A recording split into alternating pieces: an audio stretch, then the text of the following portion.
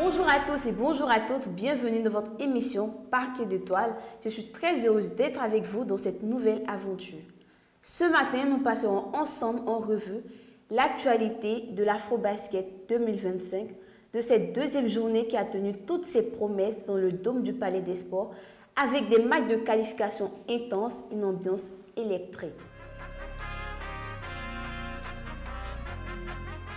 Et pour en parler, je ne suis pas seule, je suis accompagnée du champion d'Afrique U16 2023, quart de finaliste Afrobasket Dames 2023, manager de l'équipe de SLAC à la Basketball Africa League, M.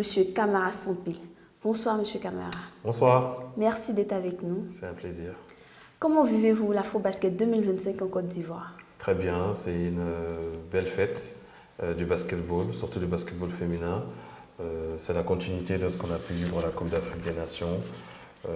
Un pays accueillant, une population accueillante, connaisseur de basket, et un engouement et un enthousiasme rarement vus dans les compétitions internationales. On en revient tout à l'heure. Je vous propose de suivre tout de suite les résultats de cette troisième journée.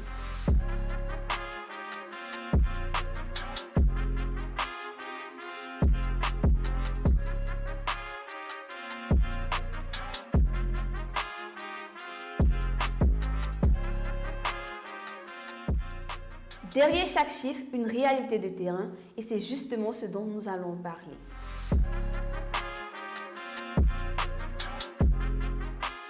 Monsieur Camara, quel regard avez-vous sur les résultats de cette troisième journée?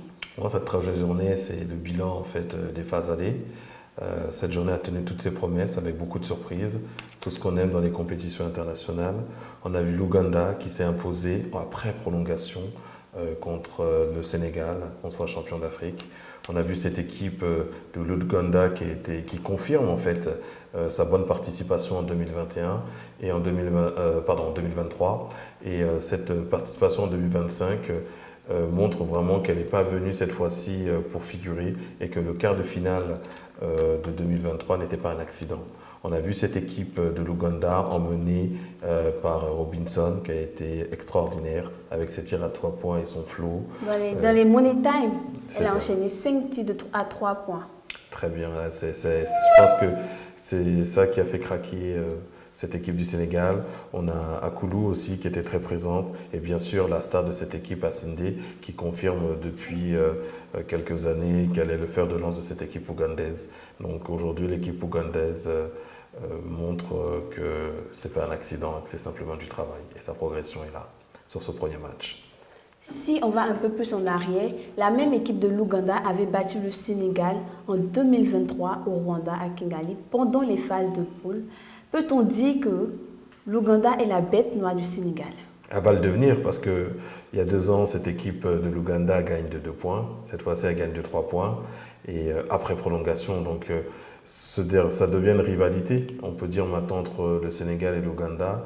Et au-delà d'être la bête noire, pour l'instant, en tout cas, c'est l'équipe gênante et dérangeante. Psychologiquement, c'est vraiment très très dur pour le Sénégal parce que perdre 2 fois de suite, c'est très dur contre cette équipe et on ne dit jamais 203, donc peut-être le prochain Afrobasket, on ne sait pas. L'Ouganda a battu le Sénégal avec une très belle victoire. On peut citer l'Ouganda comme les favoris de cette édition. Pas favoris, mais une surprise. Alors oui, l'Ouganda peut être une surprise de cette compétition, au même titre que le Sud-Soudan. En tout cas, ça montre que cette zone 5 est en train de progresser et de prendre le dessus sur les zones 2, 3, qui sont généralement les équipes les plus compétitives en basketball féminin. La Côte d'Ivoire emporte le match avec une deuxième mi-temps difficile.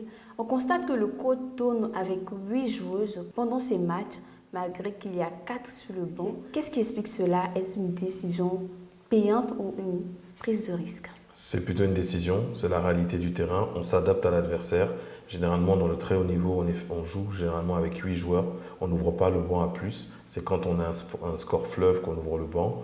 Et ensuite, la Côte d'Ivoire a quand même 4 joueuses très fortes. On a une paire arrière avec Kaiser et Alston, vraiment très puissants. Ensuite, on a Saï et Diaby. Et donc derrière, on a 4 joueuses qui peuvent compléter l'effectif à ce niveau-là. Après, ça devient limite. Donc si le coach il ouvre pas le banc, c'est normal. Peut-être que ça sera peut-être les 8 joueuses qui joueront tout le reste de la compétition parce qu'on arrive à des étapes qualificatives très très importantes. Généralement, dans le très haut niveau, on n'ouvre pas plus. Alors, la Côte d'Ivoire termine leader de la poule A. Elle va rencontrer le vainqueur de la rencontre du Rwanda face au Sénégal. Peut-on dire que la Côte d'Ivoire a une chance de se qualifier pour les demi-finales? Suite à son match, la Côte d'Ivoire, bien sûr, a des chances de se qualifier. Comme on l'a dit depuis le début, c'est une compétition ouverte, c'est une compétition où aujourd'hui on ne peut pas désigner le vainqueur parce qu'il y a tellement de surprises. Maintenant, c'est vrai que la Côte d'Ivoire a eu un match très difficile contre l'Angola. Alors, à 2 jours de récupération, elle devra affronter le vainqueur entre le Sénégal et le Rwanda.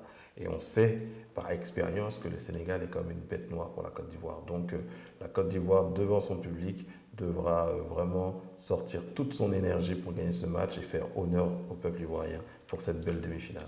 Donc la Côte d'Ivoire peut compter sur son public pour pouvoir être au-dessus du Sénégal. La meilleure joueuse de cette 3e journée est Sika Koné. Elle termine en tête du classement des meilleures marqueuses avec 15 points, 16 rebonds, 27 évaluations avec un double-double.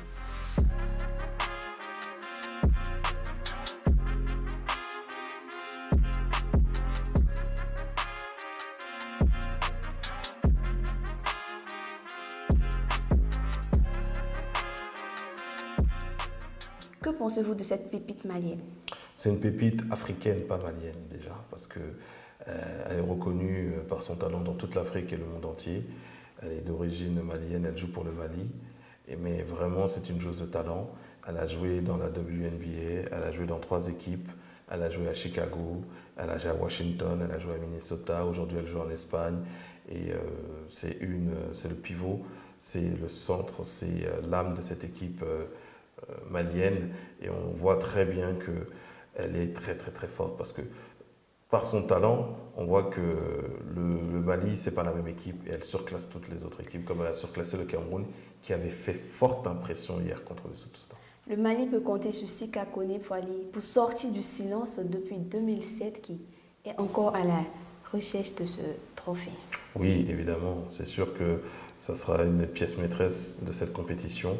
Que ce soit en quart de finale ou en demi-finale, ça sera vraiment très difficile pour les équipes qui vont affronter le Mali. On change de tempo, on vous emmène au cœur du Palais des Sports de Tréjuic avec une belle ambiance.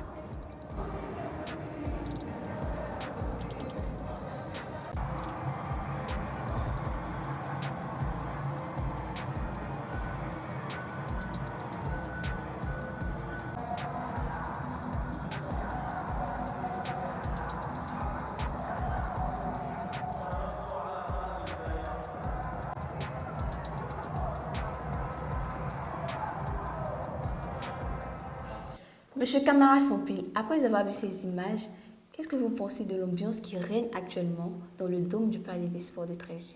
Une très belle ambiance. J'ai peur pour toutes les équipes qui vont affronter la Côte d'Ivoire parce qu'on sera dans un chaudron avec une formidable ambiance et surtout une ambiance familiale. C'est une compétition où on peut voir à la fois les personnes plus âgées, plus jeunes, des enfants, des parents, des familles venir voir les matchs dans la bonne humeur.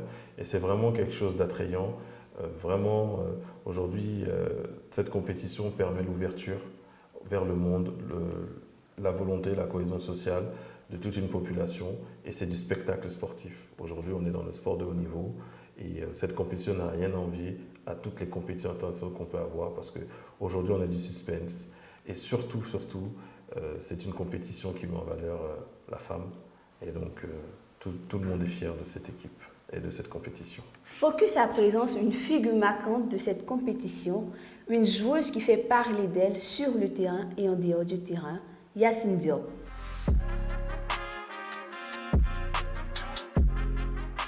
Dakar, 8 octobre 1995, c'est dans la capitale sénégalaise qu'une future légende du basket africain voit le jour.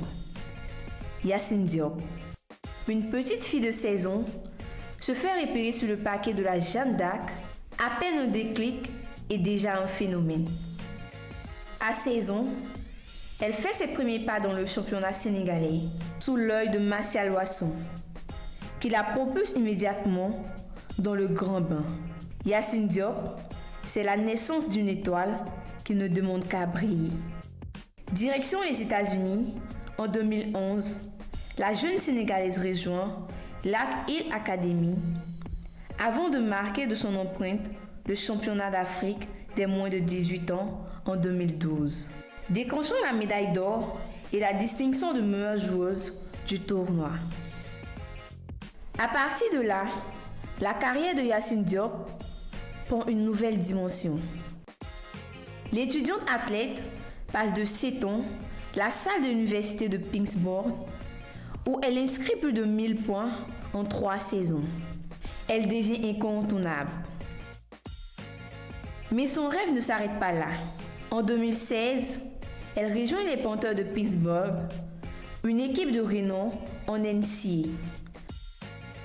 Avant d'entrer dans la cour des grandes, l'équipe nationale sénégalaise. Le temps passe et Yacine ne cesse d'écrire son histoire. Médaillée d'or en 2012 avec les U18, puis médaillée d'argent à l'Afrobasket 2019 et 2023. Mais le rôle qui lui va le mieux, c'est celui de capitaine. La capitaine qui mène son équipe dans la bataille. Son regard perçant, son leadership naturel, 3 finales consécutives, 3 victoires presque, mais toujours cette médaille d'argent accrochée à son cou. Des stats solides, 7,3 points et 3,8 rebonds par match. Derrière le maillot des Lions, Yacine Diop incarne bien plus qu'une joueuse. Elle incarne un symbole, un modèle de leadership. Son nom est désormais gravé parmi les meilleurs, une légende du basket féminin africain. Et chaque tournoi, chaque compétition devient une nouvelle occasion pour Yacine de prouver sa place au sommet. Le parcours est lumineux, mais le trophée continue de lui échapper. Pourtant, sa détermination reste intacte. Capitaine, leader, joueuse d'exception, Yacine Diop n'a pas fini de marquer l'histoire du basket féminin. Alors, M. Camara, que dit de ce parcours de cette lionne, celle même qui guide l'équipe du Sénégal actuellement? C'est un beau parcours, c'est un parcours inspirant pour toutes les jeunes filles qui rêvent de jouer au basket au très haut niveau. Elle vient du Sénégal et elle a réussi à atteindre le plus haut niveau, que ce soit en universitaire aux États-Unis. Aujourd'hui, elle évolue dans les plus grands clubs. Elle a cette particularité d'être devenue un leader sur le terrain. C'est un peu l'adjointe, à l'époque c'était l'adjointe d'Astou Traoré, aujourd'hui elle a pris le flambeau. Elle a beaucoup d'expérience, elle a 29 ans. Et aujourd'hui, le Sénégal cette équipe repose sur son expérience. En tant que capitaine, elle doit trouver les ressources pour emmener son équipe et rendre fière toute cette nation. Mais surtout, c'est une personne qui est en dehors du terrain aussi, est très active. Elle développe tous ses cours de leadership. Elle inspire cette jeunesse pour pouvoir s'ouvrir et faire quelque chose, surtout pour les jeunes filles. Donc vraiment, c'est une personnalité pour le basketball. Qu'est-ce que vous pensez du basketball féminin africain? Le basketball féminin africain est en train de progresser à la manière du basketball masculin. Aujourd'hui, la plupart des joueuses évoluent dans les plus grands clubs mondiaux, plus seulement en Afrique. On a beaucoup d'expatriés, beaucoup de binationaux qui viennent jouer nos compétitions, qui permettent de relever le niveau et d'avoir d'autres partenaires. Et l'objectif d'une telle compétition, c'est d'aller vers le professionnalisme, donc de développer aussi un championnat de club. Créer d'autres compétitions en dehors de l'afro-basket? Alors, l'afro-basket est une compétition des équipes nationales, donc il faudrait vraiment trouver les moyens de développer, à la manière de la Basket Africa League, une compétition locale pour les clubs, pour pouvoir développer le basket dans nos pays et surtout être compétitif. Chez les hommes, une très bonne visibilité. Pourquoi les femmes, chez les dames, ça tarde à avoir les mêmes influences que chez les hommes? Tout simplement, c'est une question d'investissement. En termes d'investissement, c'est une ligue qui coûte cher, donc il faut beaucoup de moyens. Aujourd'hui, comme on dit, le basket masculin est bankable, donc ça attire des partenaires, le basket féminin un peu moins. Mais l'objectif à long terme, c'est vraiment de créer aussi une ligue professionnelle pour le basket féminin, comme on peut le voir aujourd'hui au niveau de la WNBA, mais pourquoi pas en Afrique. Alors, M. Camara, on a déjà 4 équipes qui sont sorties du lot pour se qualifier pour les quarts de finale. On a l'Ouganda, la Côte d'Ivoire, le Nigeria et le Mali. Qu'est-ce que vous pensez de ces qualifications qui s'annoncent dans les jours à venir? Alors, on voit que les équipes qui sont sorties pour les quarts de finale sont des équipes attendues, sauf la surprise Ouganda, mais une belle surprise. On sait maintenant que d'autres équipes vont jouer des matchs de barrage. On a le Rwanda qui doit jouer le Sénégal. Donc, si je me prononce, c'est du basket, on ne sait jamais, mais le Sénégal, je pense, sortira de vainqueur de ce match. Ensuite, on aura Mozambique-Guinée. D'après ce qu'on a vu depuis le début de la compétition, on voit que le Mozambique est largement au-dessus de cette équipe guinéenne. Ensuite, se jouera le match Égypte-Sud-Soudan. Alors, on a vu une formidable équipe du Sud-Soudan très séduisante, mais une équipe d'Égypte très réaliste. Donc, ça sera un match à enjeu. Et ensuite, évidemment, on aura Cameroun-Angola. On a vu le Cameroun qui a fait un super premier match contre le Sud-Soudan, qui s'est écroulé ensuite contre le Mali. Et on voit l'Angola qui a porté une belle résistance à cette équipe ivoirienne.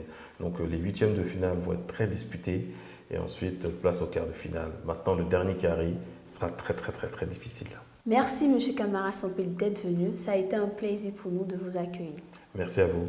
Merci d'avoir été avec nous dans Parquet d'étoiles. L'Afro-Basket continue avec de belles affiches. À demain, même heure, pour un nouveau numéro.